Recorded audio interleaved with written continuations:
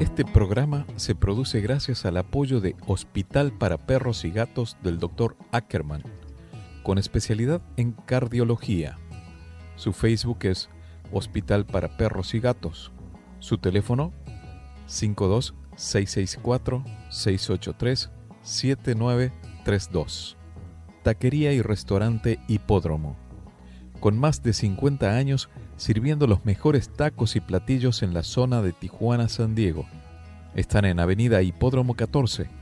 Su Facebook es Taquería Hipódromo y su teléfono 52-664-686-5275.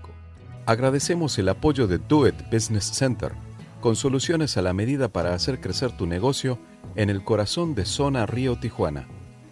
Renta tu espacio para oficina o empresa en Do It Business Center. Agenda una cita en doitbc.com. Para saber en todo momento dónde está tu vehículo, Cook Track. Cook Track, localización vehicular. Ubica, controla y optimiza. cooktrack.com. Teléfono 663-202-0846. cooktrack.com.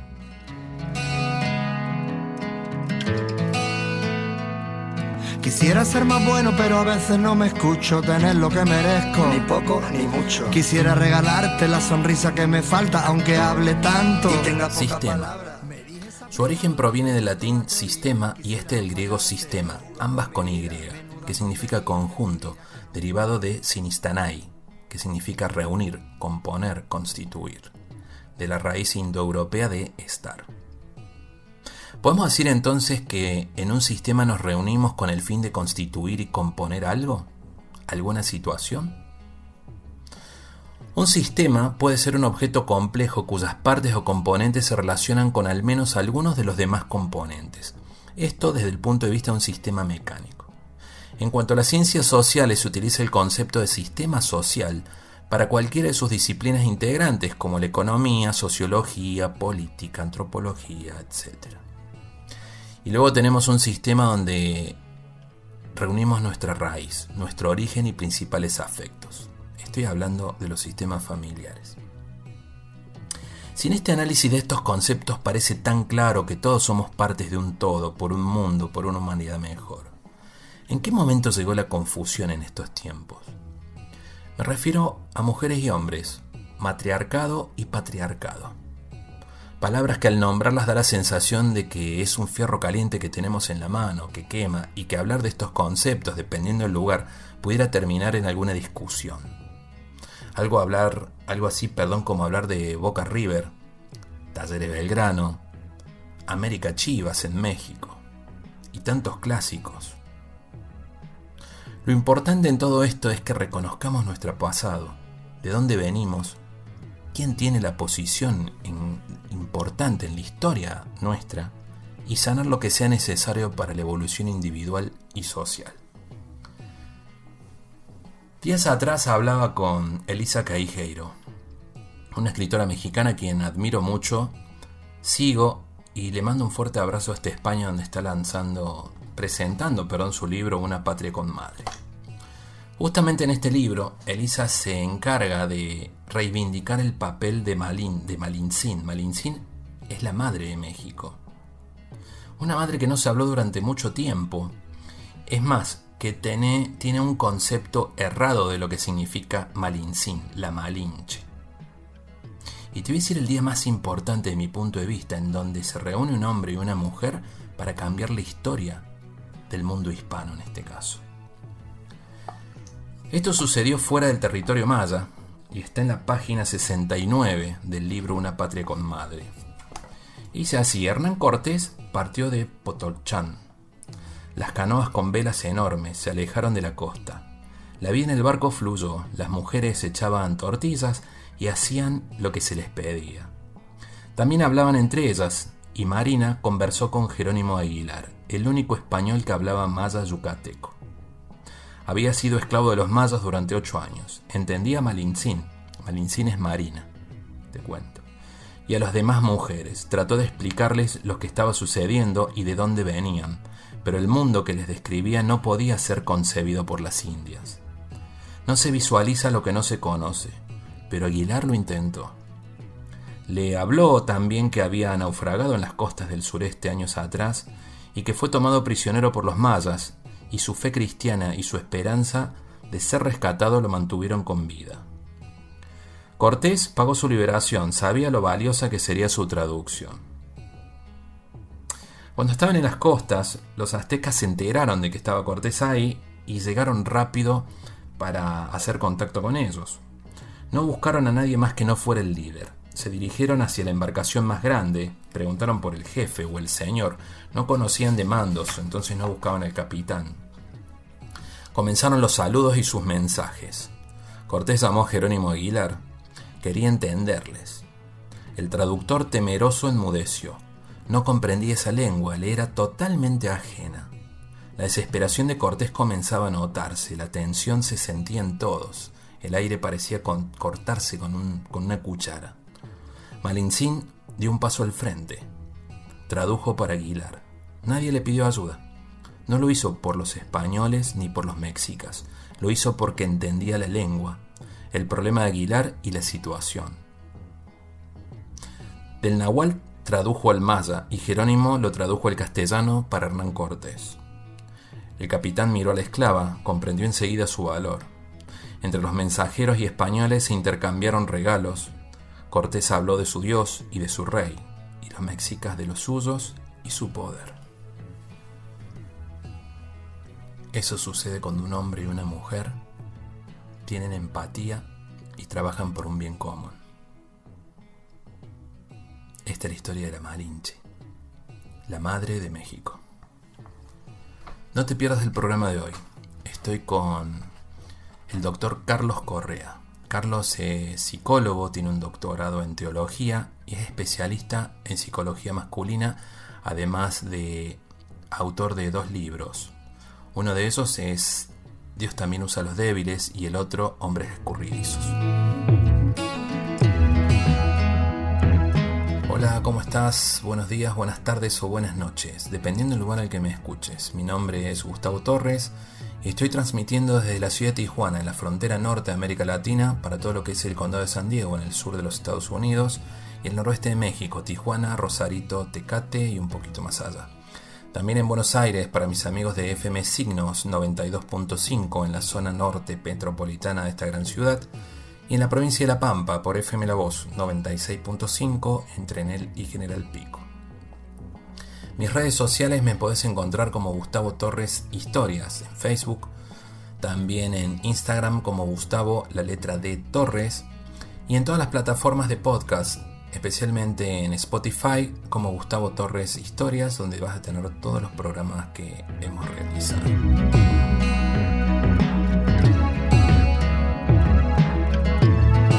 Le doy la bienvenida al programa de hoy al doctor Carlos Correa de la ciudad de San Diego, en California.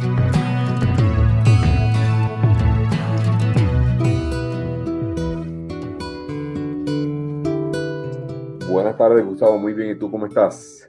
Bien, gracias a Dios, todo en orden. Un poco, vos sabés que recién te comentaba fuera de aire para no olvidarme de algo. Contanos un poquito, por eso te tengo como referente en psicología masculina, en un tema hoy que pareciera que se toca con pinzas, el tema de la psicología masculina, y ya vamos a entrar en tema del por qué, según mi percepción. Como teólogo y algunos pensamientos muy profundos en esta necesidad de la búsqueda del sentido del ser que todos tenemos. Sin embargo, quisiera que nos comentes vos sobre tu carrera. Seguro. Mira, yo nací y me crié en la isla de Puerto Rico. Salí de Puerto Rico muy jovencito. Yo tenía 17 años cuando salí de la isla. Y mi intención, fíjate, Gustavo, cuando yo vine a Estados Unidos no era estudiar psicología. De hecho, cuando yo entré a la universidad en Estados Unidos, mi propósito era estudiar veterinaria. Uh-huh. Y acá en Estados Unidos hay un programa, antes de tú entrar a la escuela profesional, te exigen que tú primero pases los primeros 2 años estudiando las ciencias. Eso se conoce como preveterinaria. En la medicina le conocen como premedicina. Y cuando yo concluí mi preveterinaria, tenía que tomar 2 clases optativas. y tomé unas clases que trataban sobre familias con un caballero que yo no sabía quién era, dicho sea de paso, era argentino, uno de los padres de la terapia familiar, que se llamó Salvador Minuchin. Oh, tuviste con Salvador Minuchin. Tuve el honor de tomar varias clases con él y ese hombre me cambió la vida y me cambió la trayectoria de mi carrera, porque entonces me olvidé de la veterinaria y comencé a estudiar psicología. Y así fue como comenzó esta relación con la psicología. Posteriormente, entonces, estudié mi maestría y doctorado en la ciudad de Chicago. Allí fui influenciado, por varias otras personas y otros profesores. Y dentro de mis estudios, obviamente, doctorales, pues, obviamente me llamó mucho la atención la psicología masculina, porque cuando yo comencé a estudiar psicología, no lo hice pensando en una carrera, lo estaba haciendo pensando en mis propias necesidades. Para serte franco, tratando de descifrar lo que había sucedido en mi vida y tratando de entender qué había sucedido en mi familia, ¿no? Y eso me cautivó tanto que cuando entonces estoy terminando la carrera y necesitaba decidir en qué dirección me iba a mover, me di cuenta que habían dos áreas que nadie estaba atendiendo, y era el área de la psicología masculina y el área de los comportamientos violentos en hombres hispanoparlantes. Y entonces ahí hice mi especialización en ambas, psicología masculina y comportamientos violentos. Y desde entonces he estado trabajando con familias, parejas, individuos, pero siempre con mi interés en el área de la psicología masculina más que nada. Uh-huh. También hiciste teología, un doctorado en teología, ¿verdad? Bueno, exacto. Lo que pasó fue que cuando yo comencé a estudiar, encontré que había la posibilidad de hacer programas duales. Así que, por ejemplo, cuando terminé mi bachillerato, que le llaman acá en Estados Unidos, sería licenciatura en México, en psicología, había la opción de hacer otra licenciatura paralela con la licenciatura en psicología, así que estudié lenguajes antiguos, básicamente lenguajes bíblicos, así que estudié griego y hebreo. Y cuando fui a hacer la maestría, encontré el mismo programa, así que mientras hacía la maestría en terapia familiar, también estaba haciendo una maestría en divinidades, una maestría en teología. Y cuando llegó el momento del doctorado, hice exactamente lo mismo. Hice un doctorado en terapia familiar y un doctorado en teología como parte del mismo programa. Se me acaba de dar vuelta toda la charla que iba a tener con vos. ¿Sí? Es que soy una de las cosas que a mí más me gusta, o sea, de las ramas o de las corrientes dentro de la psicología, es la terapia sistémica de Minuchin. Y estoy comprendiendo ese brinco, ese cambio de vida que te dio, porque me imagino que a mí también lo hubiera dado. ¿Y por qué digo que se da un cambio en todo esto, no? Porque yo te iba a decir preguntas que tenía anotada en base a Dios, a un libro que hiciste, que Dios también usa a los débiles. Correcto. Pero antes de entrar a tu libro, Dios también usa a los débiles, acabamos de salir al aire hace muy poco con un programa relacionado a las constelaciones familiares con Joan Garriga. Ajá. Y se encuentra en el aire y todavía pareciera muy latente que mucha gente en esa serie, una serie que hay en Netflix, Mi Otra Yo, que pareciera que todo el mundo está buscando una especie de salida mágica, como por ahí se pinta en la serie. No sé si has tenido oportunidad de verla. Al último se aclara que no es una... Siempre, y yo cuando hice el programa dije, no dije al final que no es cuestión de magia acá, perdón. Depende de la predisposición que uno tenga y las ganas de sanar. Sin embargo, en la terapia sistémica, en la terapia de familia, sí hay toda una línea de genogramas y para entender nuestro pasado. Creo que todos estamos en esa búsqueda.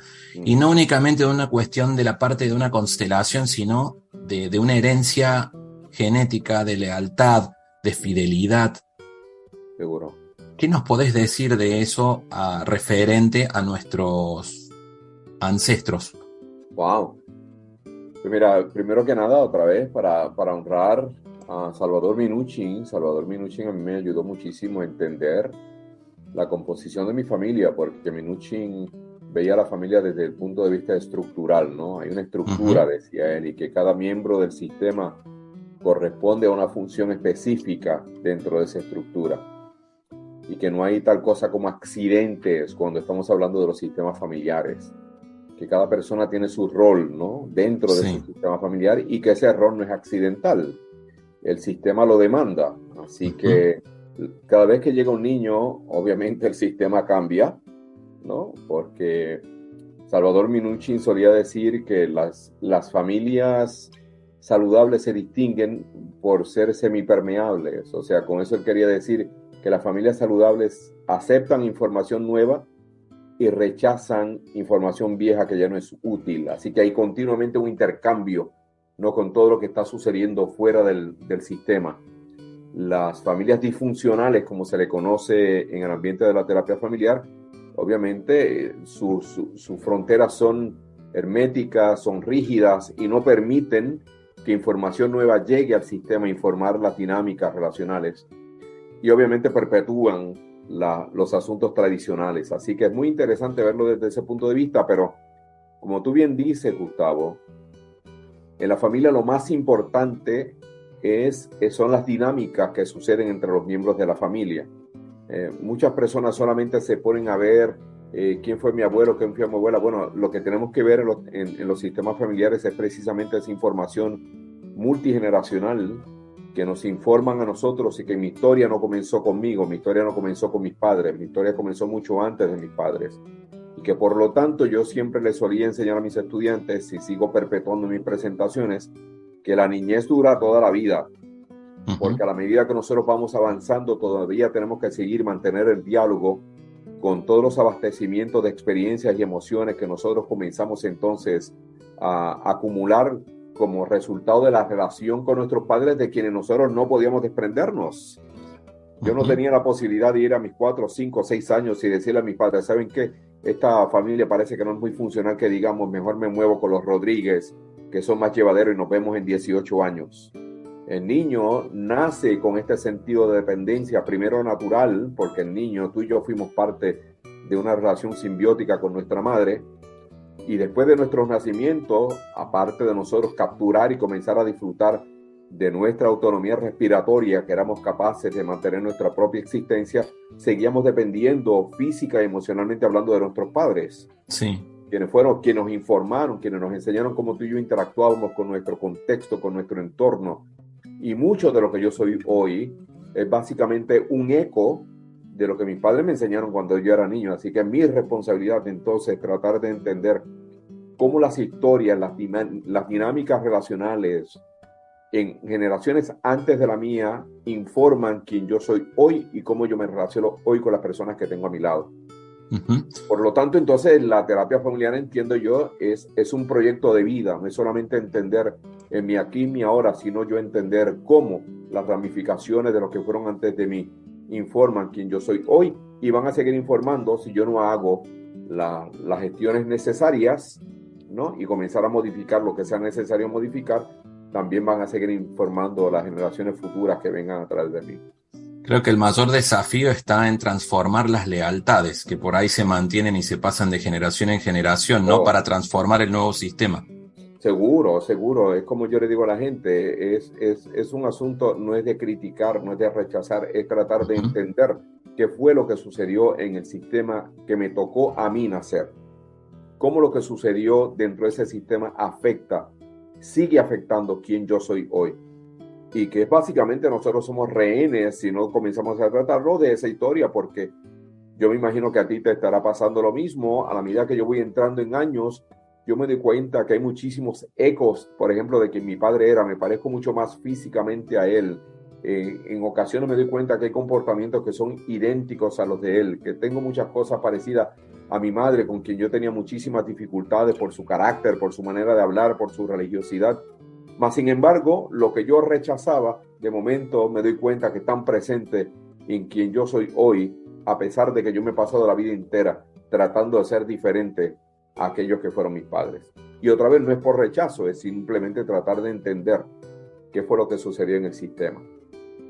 Así que yo creo que para nosotros podernos entender como individuos, definitivamente tenemos que entender primero el sistema de donde nosotros venimos y tratar de desmitologizar ese sistema y ver el sistema por lo que en realidad es y no por lo que yo he querido creer del sistema, ¿no? Estamos hablando de este sistema puntualmente que más allá de esas lealtades o esa herencia psicológica, de temperamento, de forma de actuar, también viene de la mano una parte genética tal vez de a lo mejor quién tuvo diabetes, digamos, en el caso que de una persona que tiene diabetes, si uno empieza a mirar para atrás y empezar a ver de dónde se lo viene heredando a eso, tal vez que a los médicos también les sirve esta historia, ¿verdad? A los médicos clínicos. Seguro, seguro. Una de las particularidades de entender los sistemas familiares es que se nos abre la puerta para nosotros poder ver más allá de lo que tenemos delante de nosotros y poder notar, Gustavo, de que nosotros somos la totalidad de una parte, pero también somos parte de otra totalidad. O sea, es una continua interacción. Uh-huh. Yo sí soy un individuo y todo va a depender de cuán saludable era el sistema en el cual yo me crié, en todo el sentido de la palabra, en el sentido de la palabra emocional, en el sentido físico, en el sentido espiritual, en el sentido intelectual. O sea, las familias saludables tratan de impulsar, tratan de motivar, ¿no?, a que los miembros de la familia puedan crecer. Cuando eso no sucede, obviamente nosotros seguimos siendo parte de ese sistema y traemos con nosotros un sinnúmero de enfermedades también, fisiológicamente hablando. Así que cuando nosotros vamos, por ejemplo, nosotros en la psicología hacemos psicosociales, queremos saber qué fue lo que sucedió en el historial de tu vida, pero es lo mismo que hacen los médicos en cuestión orgánica, que te preguntan cuántos años duró tu padre, o cuántos años duró tu mamá, qué enfermedades estuvieron presentes, tus hermanos, etcétera, etcétera. Así que aunque nosotros somos individuos, no podemos huirle a la realidad que este individuo es parte, ¿no?, de un sistema mucho más amplio y que la amplitud de ese sistema sigue informando la totalidad de quien yo soy, otra vez desde el punto de vista físico, intelectual, emocional y espiritual. Este legado que deja Salvador Minuchin. Sí, seguro. Y el asunto es que cuando estamos hablando, por ejemplo, de Salvador Minuchin, que a mí me hubiera encantado tenerlo como mentor, pero no me llamó mucho la atención los asuntos de la estructura familiar, porque había otro caballero que terminó siendo mi mentor, que se llamó Carl Whitaker, y él hablaba de una aproximación experiencial simbólica, y eso sí me llamó la atención, porque él decía de que las familias son el resultado, y todo lo que nosotros somos es el resultado precisamente de la interacción entre las experiencias que nosotros tenemos en nuestra familia y los símbolos que nosotros vamos creando partiendo de esas experiencias familiares, de que yo como hombre, como persona, como individuo, como ente, traigo conmigo el símbolo que mi familia obviamente me instruyó y me educó. Así que si fue una familia donde mi autoestima fue continuamente mutilada, el simbolismo que yo tengo de mí mismo, es que soy un hombre ineficaz, que soy un hombre incompetente y que posiblemente esa incompetencia no tenga absolutamente nada que ver con la realidad de quien yo soy. Pero el símbolo me informa. Uh-huh. El símbolo me mantiene funcionando como si yo fuera una persona incompetente, aunque yo tenga unas capacidades extraordinarias en comparación con otros individuos de la sociedad. Así que los sistemas familiares no solamente nos informan a nosotros en relación a la familia de origen donde tú y yo crecimos, sino que también nos informan acerca de cómo tú y yo nos relacionamos, nos informan sobre qué estilo de apego tú y yo demostramos en nuestras relaciones, nos informan cómo tú y yo tenemos la tendencia a resolver conflictos, nos informan cómo tú y yo tenemos la tendencia a interactuar con nuestro entorno, cómo nos comunicamos. O sea, el sistema familiar, cuando tú comienzas a tratar de entender cómo nuestra familia nos educó y cómo nuestra familia nos formó, es una información valiosísima. Pero la gran proeza de Salvador Minuchin, de Bowen y de un sinnúmero de personas más de Whitaker es que esta información es una información validada, o sea, una información que estuvo centrada en laboratorios, que fueron personas que observaron matrimonios, que acá en California se hizo un gran trabajo, que Salvador, mientras tanto, estaba en New York y en el área este del país haciendo unos trabajos extraordinarios. Así que cuando estamos hablando de la terapia familiar, aunque el principio y la disciplina, Gustavo, no es una disciplina antiquísima. Actually, la disciplina tiene aproximadamente como algunos 60, 70 años, que en comparación con el universo de la psicología es una disciplina relativamente nueva, pero que ha logrado trascender lo que mucha gente se esperaban. Al principio no la valoraban tanto. Hoy en día nos damos cuenta de que el estudio de los sistemas familiares es valiosísimo y que no se puede ignorar aún para aquellos que están haciendo psicología clínica y que están utilizando otras aproximaciones en la experiencia de trabajar con humanos y con nuestros comportamientos. Ujú. Carlos recién mencionaba la parte de los símbolos y hablamos de cómo me vino a la mente unas dos palabras que son para resaltar con fluorescente y siento la necesidad, pareciera que uno las habla con mucho cuidado, que es patriarcado dentro de las familias y matriarcados también. ¿Qué nos puedes decir referente a estos dos conceptos para entrar en la parte de la psicología masculina, que hoy también pareciera que estuviera quedando de lado en algunas sociedades de América Latina? Ajá. Bueno, mira, primeramente yo creo que que el patriarcado no es un estado operacional exclusivo del hombre. Uh-huh. Yo he visto muchísimas madres que son muy patriarcales en su manera de operar. Así De es. hecho, yo creo que en la mayor parte de las ocasiones el patriarcado masculino es más bien una proyección de lo que sucede tras bastidores, donde es la mujer en la mayor parte de las veces quien mantiene el control de la fluidez de las familias. Pero no podemos negar que históricamente hablando, los hombres, nuestro género, ha estado al frente de la mayor parte de los gobiernos alrededor del mundo y que ha sido el género que ha dominado básicamente la fluidez de las economías mundiales, etcétera, etcétera. Sí. Y que por esa razón el hombre ha disfrutado de un sinnúmero de privilegios sociales, lo que entonces ha llevado a nuestra sociedad a ignorar y a negar el precio que nosotros como hombres pagamos. Yo creo que el poder masculino no es nada más que una mitología, ¿verdad? Y eso lo podemos hablar más adelante. El matriarcado obviamente trae consigo un elemento de muchísima importancia, Gustavo, porque, por ejemplo, en mi libro del 2019, que yo publiqué, que lleva como título Hombres escurridizos, ¿por qué huyen los hombres de las relaciones significativas? Precisamente mi tesis era de que no hay una figura más significativa, más central, más dominante en la vida y existencia de los hombres que la madre. Y que esa centralidad y ese poderío maternal en la vida del hombre tiene varias razones de ser, siendo la primera una razón orgánica. Nosotros crecimos en el vientre de nuestra madre, por 9 meses nos movimos como una unidad con nuestra madre.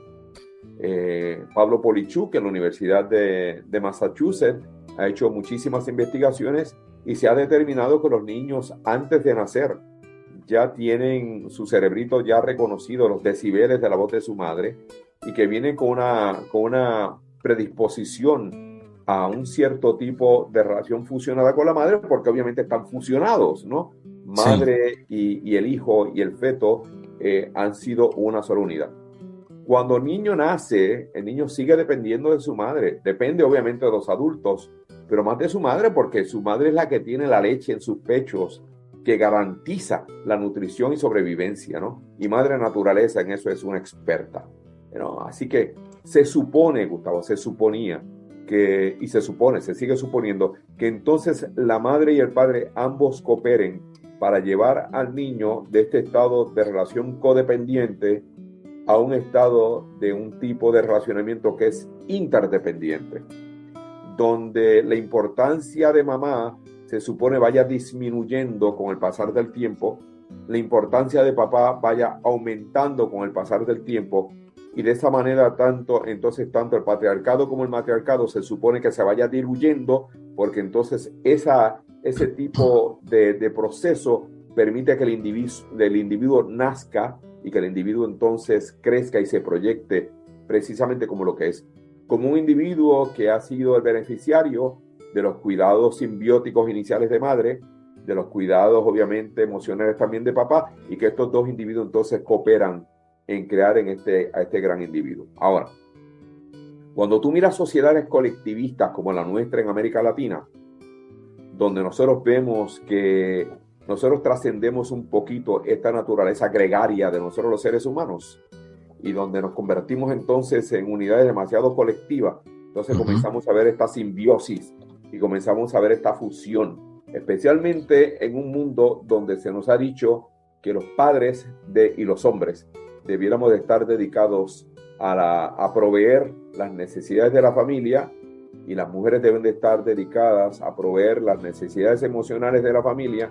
Y de momento, cuando nuestras sociedades comienzan a industrializarse, a alguien parece que se le olvidó hacer los ajustes necesarios, y aún así mamá sigue ocupándose de ciertas áreas exclusivas y papá sigue dedicándose a ciertas áreas exclusivas, aun cuando las dinámicas familiares han cambiado de una manera gigantesca.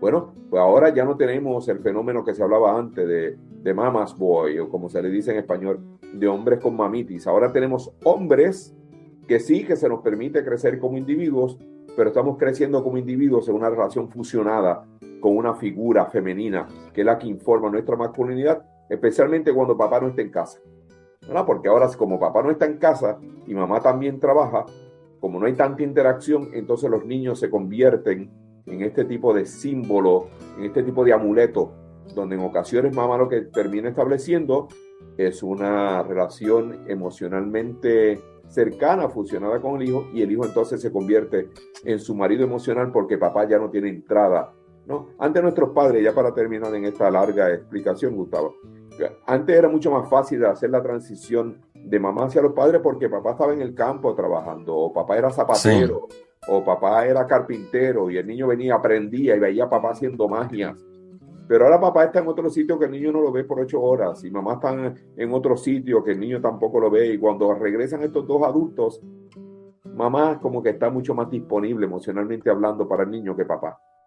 El niño no sabe que la funcionalidad, por ejemplo, neurológica de las mujeres son diferentes a los padres, así que entonces esa tensión emocional de la madre comienza a cautivar la atención de los niños, y terminamos con relaciones fusionadas con nuestra madre, y ahí entonces donde se desprende este asunto del matriarcado latinoamericano, que es muy fuerte, que dicho sea de paso, Gustavo, yo le he compartido con varios grupos que yo nunca he visto un matriarcado más fuerte, de más alto voltaje que el matriarcado mexicano.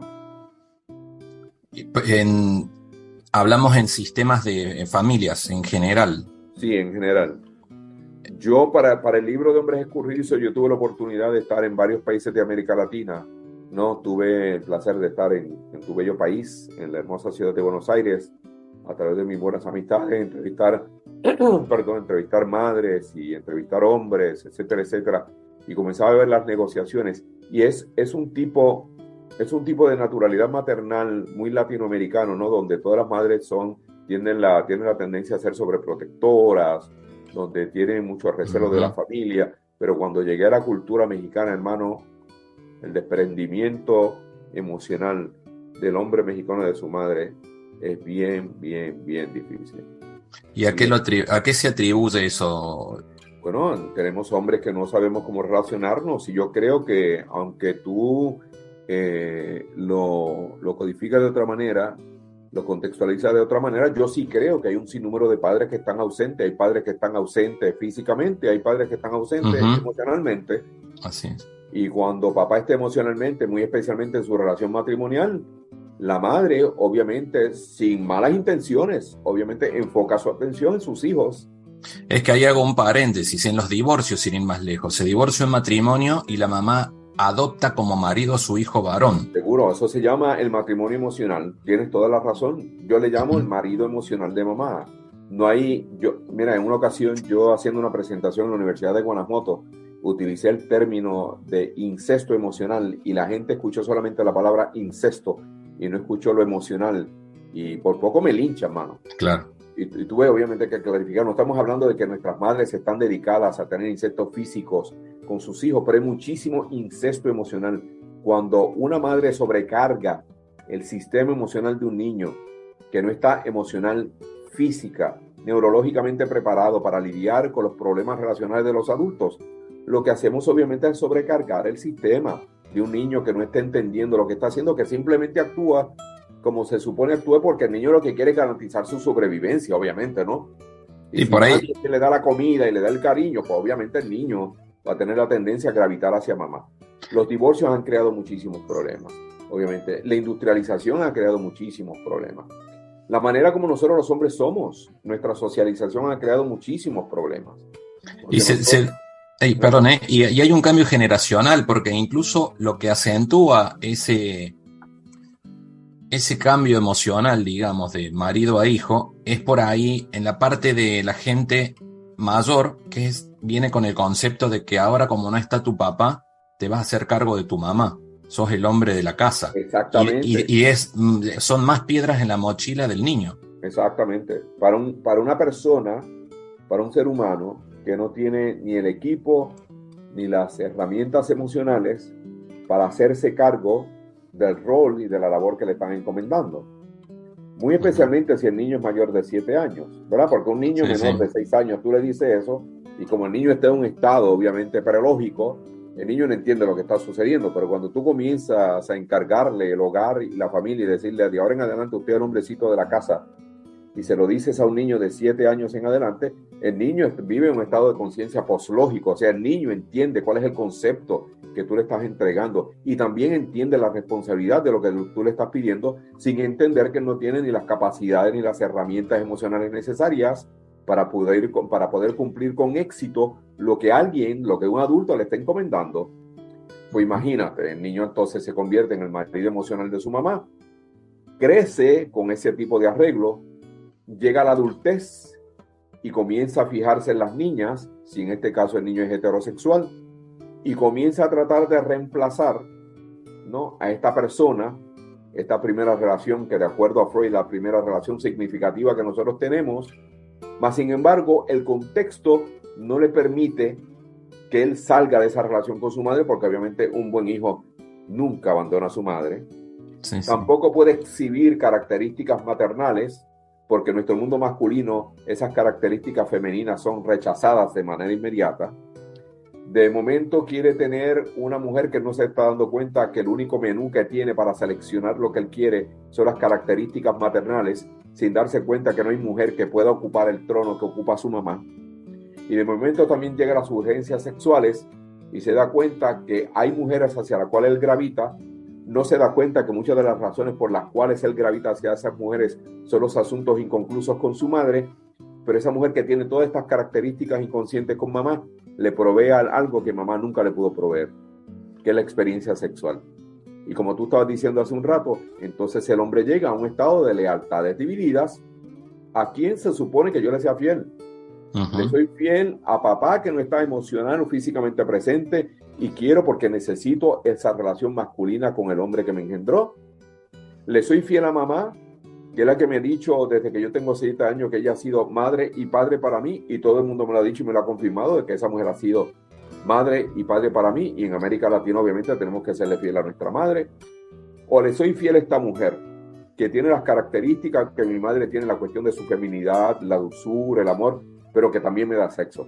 ¿A quién se supone que yo le sea fiel? Así que la mayor parte de nosotros los hombres vivimos en una encrucijada que no sabemos en qué dirección movernos, así que lo que hacemos es continuamente automedicarnos.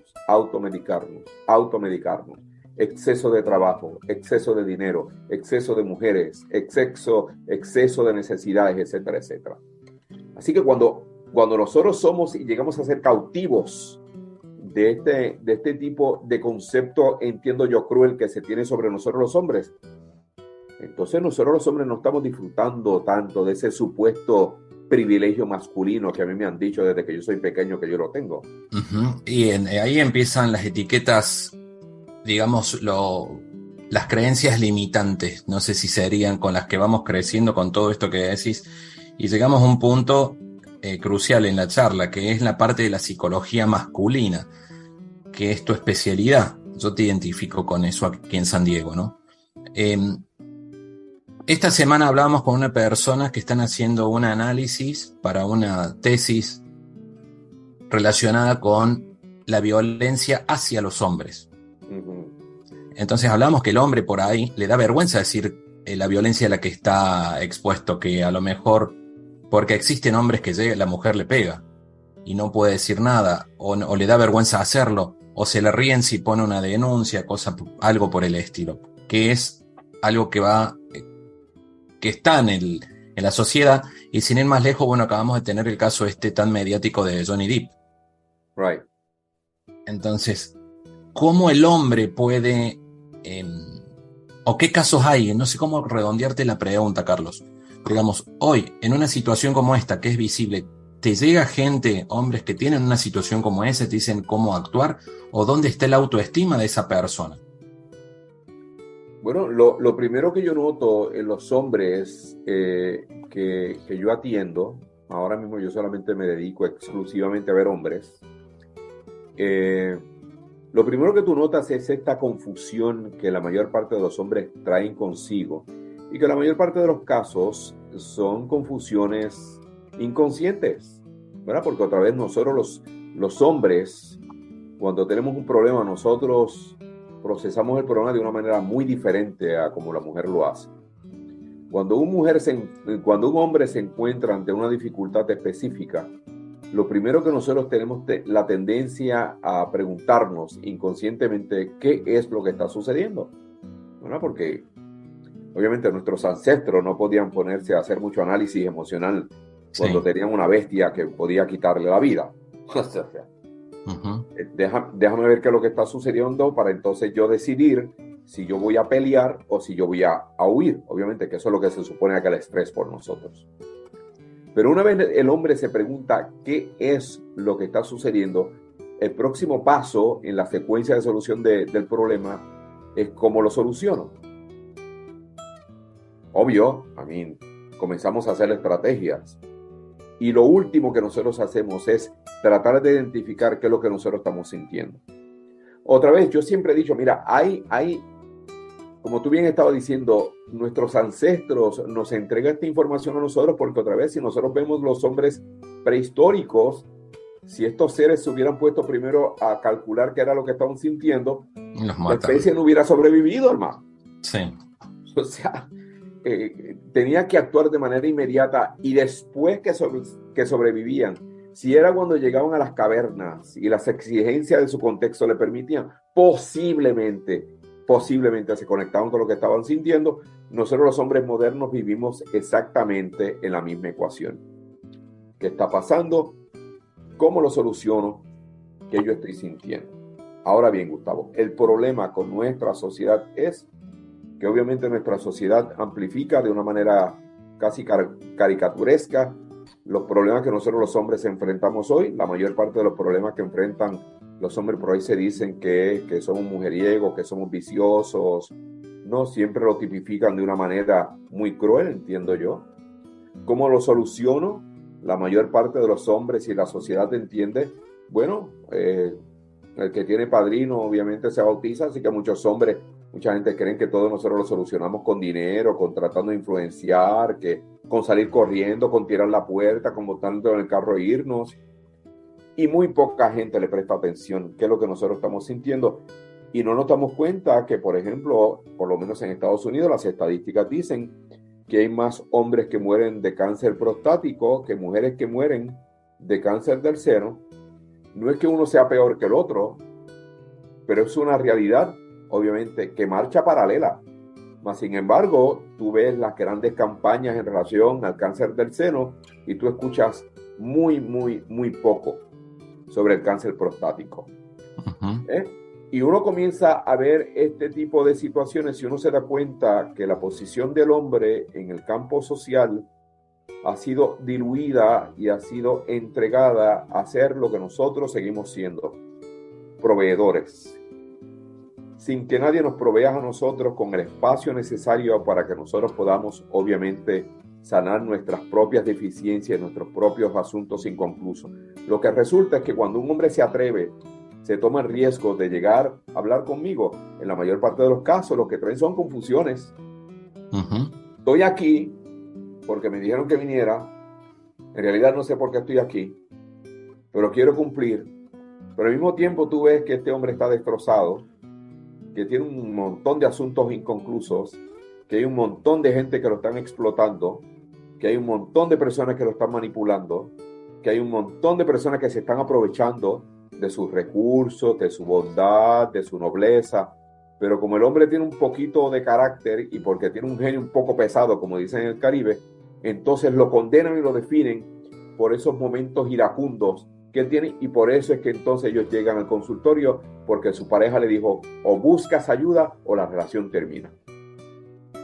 y el terror de terminar con una relación en la mayor parte de estos hombres es lo que los trae a mi consultorio sin saber por qué razón están allí. Están allí simplemente porque alguien los envió. Hasta tanto uno comienza a ayudar a estos hombres a darse cuenta de cuál es el valor que ellos tienen y qué es lo que realmente los define, mucho más allá de sus recursos económicos, de las relaciones que ellos puedan mantener, etcétera, etcétera. Así que yo he recibido muchísima crítica porque se dice, bueno, si el proceso terapéutico con hombres te lleva a ti a tratar de empoderar a hombres que ya están empoderados, y digo, pero es que eso es totalmente falso. Eso es totalmente falso. La mayor parte de los hombres no hemos sido emocionalmente empoderados a través de nuestro proceso de crecimiento y desarrollo porque la socialización masculina no ha permitido que tal empoderamiento emocional tome lugar. Y se acentúa un poco cada vez más esa parte. Yo te puedo comentar la experiencia mía, feministas de estas chicas que están de verde, ¿no? He visto cómo se rompe toda la ciudad, como en todos lados. Es un movimiento muy cruel, es un movimiento muy cruel. Muy cruel. Pero a mí me pasó en Argentina querer subir a un subte, a un metro, dejar pasar, que pase adelante y empieza a gritar ¿por qué me dejas pasar adelante? ¿Qué pensás, que valgo menos, que soy más débil? Y uno no comprende esa situación.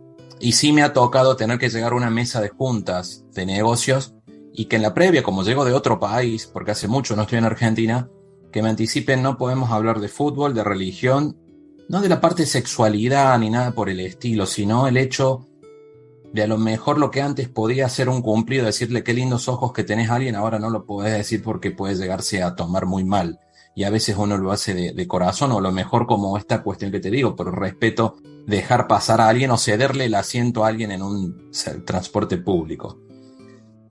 Es como que todo este sistema, que recién hablamos de sistemas, está cambiando, pero está cambiando muy revuelto en cuanto al concepto que cada uno ocupa en la sociedad. Esa es mi idea, no sé cuál es tu idea referente a eso, esto que te acabo de comentar. Sí, estoy de acuerdo contigo porque los cambios se están dando como el resultado de una reacción y no como el resultado de una acción.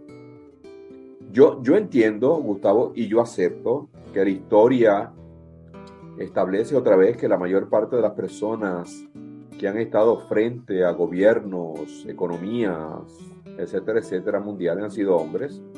Eso es innegable. Yo acepto el hecho de que la mayor parte de las guerras que la humanidad ha experimentado a lo largo de la historia han sido causadas por los egos de hombres al mando de países y con intereses particulares, qué sé yo, en economías, etcétera. Yo acepto eso. Tenemos que ser fieles a la historia. Eso no quiere decir que la historia de la humanidad logre disminuir, logre diluir el contenido emocional y digno que cada hombre tiene. Nosotros los hombres, a nosotros se nos debiera de respetar nuestra dignidad como nosotros debiéramos de estar respetando la dignidad de las mujeres. Yo creo que es un intercambio muy, primero que nada, honesto y saludable. Yo creo que como tú bien mencionas, y eso yo creo que es un ejemplo claro, el 35% de las víctimas de violencia familiar o de violencia relacional en Estados Unidos son hombres. Son hombres. Y ese 35% son hombres que los reportan. ¿No? El número es muchísimo mayor porque hay un montón de ellos que no los reportan. ¿Por qué? Precisamente porque a nosotros no se nos valida, como tú bien dices. Lo primero que se nos ofrece es la ridiculización. Yo he estado en grupo de mujeres que obviamente muy sensibles a la victimización de mujeres por la violencia relacional y debieran de estarlo porque es un crimen, vamos a decirlo, esa es la verdad. Pero cuando tú mencionas la misma condición en hombres, yo he visto muchas mujeres que delante de mí se han echado a reír, como si fuera un chiste, ¿no? O sea, si le sucede a una mujer, lamentablemente es un crimen que debe ser rechazado. Si le sucede a un hombre, bueno, es que es un tonto y hay que arreglarlo. ¿Ves? Entonces, es la reacción, no es la acción, porque yo creo que la acción predeterminada, la acción inteligente, la acción intencional nos invita a la igualdad y a la evaluación de los asuntos de una manera ecuánime, donde la violencia es violencia, le sucede a un hombre o le sucede a una mujer, donde no debiera ser aceptable y no debería de ser ridiculizada si le sucede a una mujer o si le sucede a un hombre. de que tan valiosa es la dignidad de una mujer como la dignidad de un hombre. Mas, sin embargo, los movimientos feministas modernos parecen estar reaccionando más a la interpretación de una historia opresiva que ha estado presente en nuestro planeta por miles y miles de años, que hay que aceptarla. Pero eso no quiere decir que nosotros tengamos que estar reaccionando a esa opresión, oprimiendo a otra persona, que en esta ocasión es obviamente un hombre. Yo creo que eso es un gran error. Sí, y se traslada eso a la infancia y a las escuelas, al ciclo primario, por ejemplo. Creo que, no sé si recordás la última vez que hablamos, decía el planteo de los niños de la escuela. ¿Por qué vale más la mujer que el hombre? Le digo, ¿por qué decís esto? Y porque en ciertos lugares, cuando hay un evento público, a nosotros nos hacen cambiar adelante de todos y a las niñas en el baño. Y yo me quiero meter a cambiar que no me vean. O ¿por qué está más limpio el baño de las niñas que el de los niños? Porque en cierta manera son niños. No estamos hablando de que uno hace bien o hace mal, sino que... Pero es parte de un proceso de socialización, seguro. Perdón que te interrumpa. Sí, exactamente. Entonces, pero cuando un varón lo ataca a una niña y le pega, que lo golpea, le genera una angustia muy grande, una impotencia, y obviamente dentro de decir no pegues, llegate, habla con la maestra, fíjate cómo lo ves, qué hiciste, tratar de analizar la situación. Pero pareciera más normal, porque hay maestros, justamente también hablamos ayer de eso, que pareciera que no pasa nada, porque el niño es más fuerte físicamente, a lo mejor más... La agresión puede ser de igual manera hacia un hombre o hacia una mujer. Pero volviendo a tu especialidad de los hombres y de los niños, ¿cómo podemos analizar esa situación? Bueno, porque es que yo creo que la analizamos como tú la estás analizando, Gustavo. Este tipo de dicotomía que nosotros tan convenientemente hemos establecido entre los géneros, donde hemos establecido de una manera concreta o a través de percepciones de que la violencia presentada, actuada por una niña es menos grave que la violencia actuada por un niño. A mí, ¿en dónde cabe eso? Por eso te digo, violencia es violencia. Entonces, nosotros tenemos que ver este asunto sobre cómo estos procesos de socialización cada vez más abstractos y cada vez más confusos siguen creando y perpetuando el problema que nosotros decimos estamos tratando de solucionar. ¿No? Porque yo no creo que sea una solución el que nosotros permitamos que las niñas se defiendan a sí mismas. Yo creo que es problemático de hecho, las estadísticas muestran que por lo menos en Estados Unidos, los grupos pandilleros o de gangas, no sé cómo le llamarán allá, de niñas tienen la tendencia a ser mucho más agresivas que los grupos pandilleros o de gangas de niños. Y se entiende que hay una razón social para ello. Pero violencia, Gustavo, yo no creo que yo pueda añadirle mucho más a eso, porque es que cuando vemos este fenómeno de la opresión que es causada por la violencia relacional, tenemos que verlo por lo que es, y es un problema de poder y control. Y que hay muchas mujeres que pueden ejercer y que ejercen muchísimo poder y control sobre los hombres, de la misma manera como hay hombres que tratan de ejercer y mantener poder y control sobre las mujeres. Y hasta tanto nosotros no veamos, por ejemplo, en este caso, el problema de la violencia por lo que es un intento de mantener poder y control sobre otro ser humano, sea este hombre o mujer, nosotros lo que vamos a estar creando son este tipo de dicotomías que lo que crean una narrativa conveniente, sin contenido, de hecho, porque yo no creo que tenga mucho contenido que uno le pueda prestar atención, pero que sigue perpetuando el problema, no soluciona absolutamente nada. Ese tipo de dicotomía de género no funciona, mano. No. A diferencia, seguro que hay diferencias fisiológicas, hay diferencias emocionales, seguro que sí. Pues por eso es que somos como somos, mano. Pero cuando se trata de la violencia, yo no creo que debiéramos de seguir perpetuando que cuando una niña actúa violentamente sea mucho menor. Y tu hijo que está en ese proceso de socialización, eso causa unas confusiones considerables. Y el niño está haciendo las preguntas prudentes y correctas. Y gracias a Dios que te las están haciendo a ti, Gustavo, porque muchos de estos niños crecen simplemente procesando internamente sin nunca articular sus dudas y sus preguntas. Y entonces crecen, en reacción a lo que vivieron. Te doy las gracias por acompañarnos y te espero la próxima semana en otro encuentro más de Entre Mates e Historias y con la segunda parte junto al doctor Carlos Correa. Este y todos los programas lo podés encontrar en Apple Podcasts, Google Podcasts, Spotify y Amazon Music buscando Gustavo Torres Historias.